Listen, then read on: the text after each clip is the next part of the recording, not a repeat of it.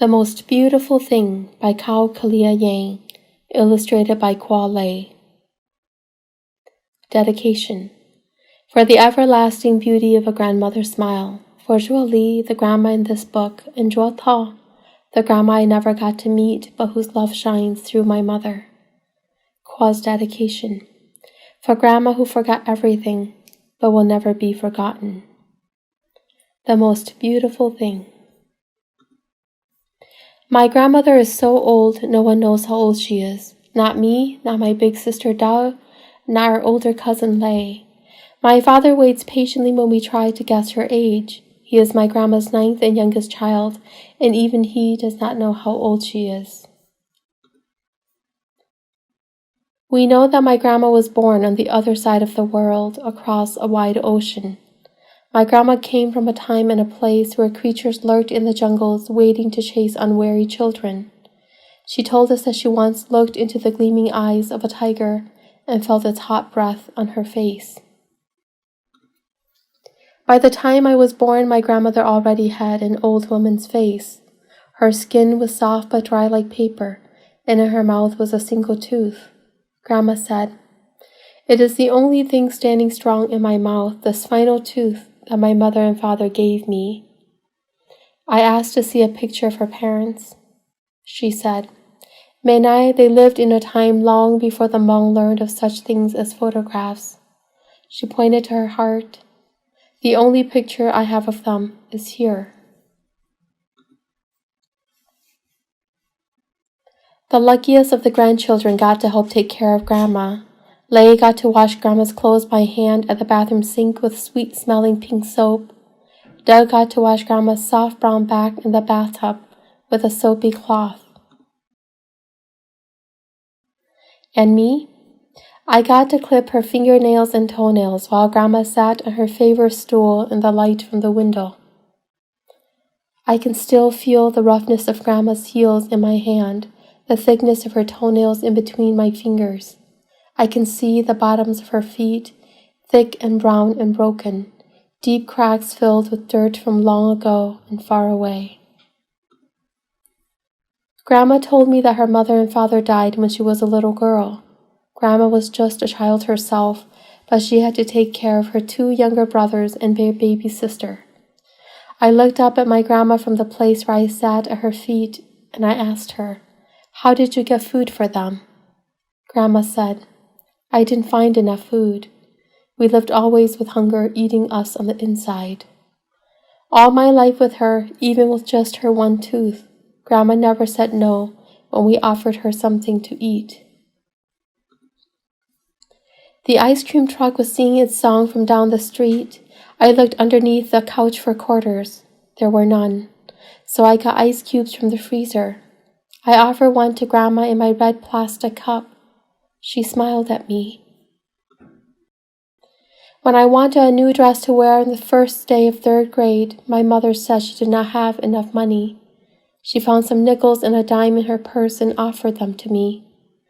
I bought hard peppermint candies from the neighborhood grocery store at the corner of our block. When I got home, I offered one to Grandma on the palm of my hand. She smiled at me. At the round table with its shaky legs, I used my spoon to mix in the corner soup bowl we all shared. There were no pieces of meat, only bones and soft greens. My father said, "The price of meat is too expensive at the market, mayn't I?" I found a thick chunk of bone and offered it to Grandma on my spoon. She smiled at me. We had plenty of meat only when we celebrated Hmong New Year with our aunts, uncles, and cousins. The old table was heavy with whole boiled chickens, more than our family could ever eat. After dinner, our bellies full, my cousins and I sat on the carpet around Grandma as she told us stories. She always began, "It was a long time ago, and I was just a girl." As we listened, our eyes grew round. Grandma twisted her fingers one over the other to show us what the hands of Bonsong, jungle spirits the size of children, looked like. She taught us how to listen for the cries of the fearsome Pinyuvai by holding our breath until our hearts pounded in our ears. We were always sad when Aunt Ju called. Time for the children to help clean up. On a cold day when the snow blew onto the window panes and the light was dim, I asked Grandma about the dirt in her feet. She told me she didn't have shoes after her mother and father died. She went shoeless to the mountains to tend to the family field. She ventured into the jungle to look for wild roots, bamboo shoots, and edible mushrooms. And one day, she was chased by a tiger. As she fled, her bare feet broke open on the fallen branches, and she still ran, blood and dirt mixing into clay with each step. I squeezed her feet in my arms and pulled them close to my heart, a hug for the hard road she's walked to get to me. Each year, cutting my grandma's nails went faster because I grew stronger and bigger and more able. Each year, Grandma's feet felt smaller and smaller in my hands and my lap. Her stories, too, slowed with the passing years. The pauses between her words grew long.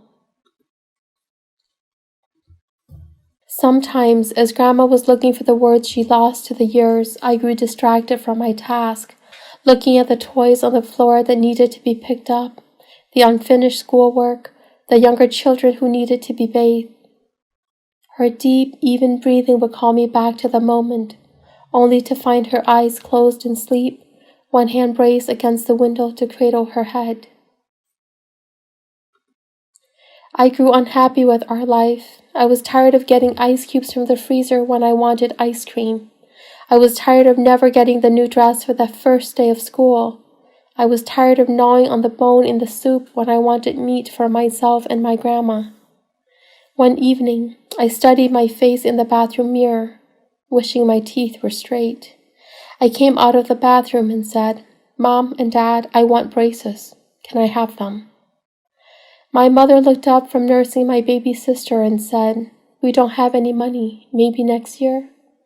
My father looked up from my toddler sister. He was bouncing on his legs and said, "I wish we could get you braces, Minai, but we can't right now."